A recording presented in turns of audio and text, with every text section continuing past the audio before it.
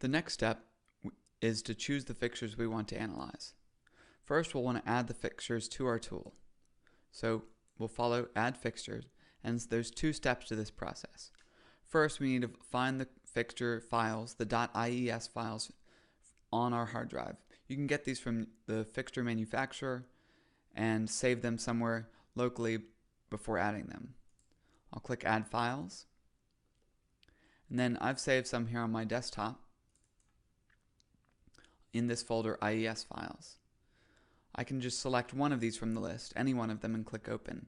And all the IES files that are located in that same folder will be listed here under File Path. You'll see that first, in column A, we have the full path, including the file name. If I expand this, I can see that, of the files. And then we also have the fixture reference name. By default, this is populated with the name of the file itself, but you can change this to be any descriptive name that you'll use to refer to that fixture when using the tool. Lastly, we have the fixture type, which can be high pressure sodium, metal halide, or LED. This is only used to determine the default assumptions for things like equipment cost, maintenance cost, or lumen depreciation. So you can edit these things later if needed. Let's go ahead and first change the fixture reference name to something a little bit easier to read. For instance, let's just call this fixture 20, fixture 30, corresponding to the 40 and 60 in this file name.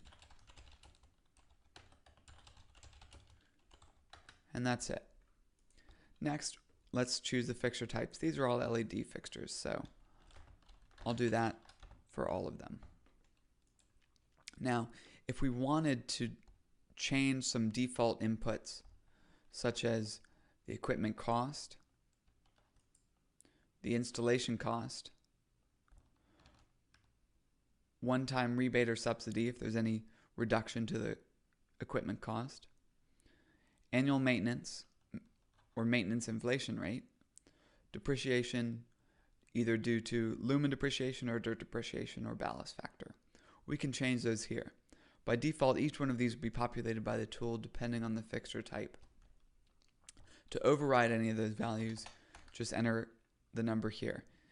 Anything that's blank will use the default value. You can also edit these later if you would prefer. So I'm actually going to hold off and use default values for now. Once we've entered the inputs for the first three and any optional inputs we also want to enter, we click Begin Upload of IES Files. And this will upload each one individually to the tool. And now the upload's complete. I can go back to the previous step, which brings me back to the Fixtures tab. And you can see, for instance, in this drop-down menu, these fixtures have been added to the tool. The next thing we'll want to do is select which fixtures we want to use.